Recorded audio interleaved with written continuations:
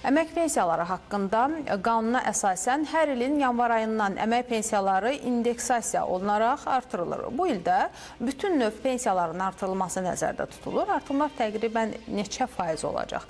Hansı tarixdən hesablanacaq? Ətraflı süjetimizdə. Bu ildən bütün növ pensiyalar artırılacaq. Artımlar inflyasiya göstəriciləri nəzərə alınmaqla həyata keçiriləcək və təqribən 9,2% olacağı gözlənilir.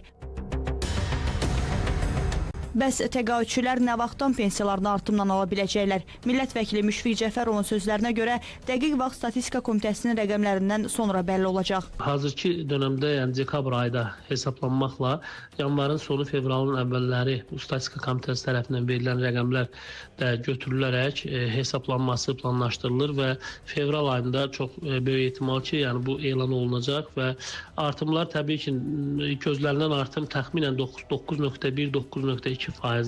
Ancaq yenə də dəqiq rəqəm demək olmur. Çünki bu statistikadan alınan rəqəmlərdən asılı olacaqdır və təbii ki, bu yanvar ayından etibarən bu artımlar şamil ediləcəkdir. Sosial sahədəki bütün növ artımlar inflyasiya göstəriciləri nəzərə alınmaqla tətbiq edilir. İqtisadçı ekspert Rəşad Həsənov qeyd edib ki, əmək pensiyaları haqqında qanuna əsasən hər ilin yanvar ayından əmək pensiyaları indeksasiya olunaraq artırılır. 26-cı il üzrə pensiyaların artımı ilə əlaqədar müəyyən edilmiş faiz səviyyəsi ehtimal olunan inflyasiya səviyyəsinin üzərindədir. Yəni, pensiyaçıların kiçik həcmdə olsa belə alıcılıq gücü müvafiq qərar nəticəsində 2026-cı ildə daha da yüksələ bilər.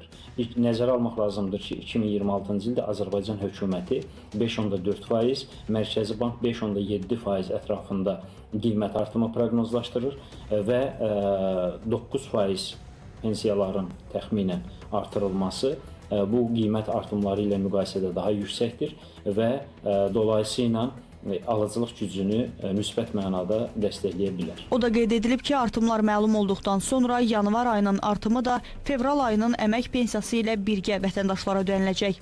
Minaya Zaman, Xəzər xəbər.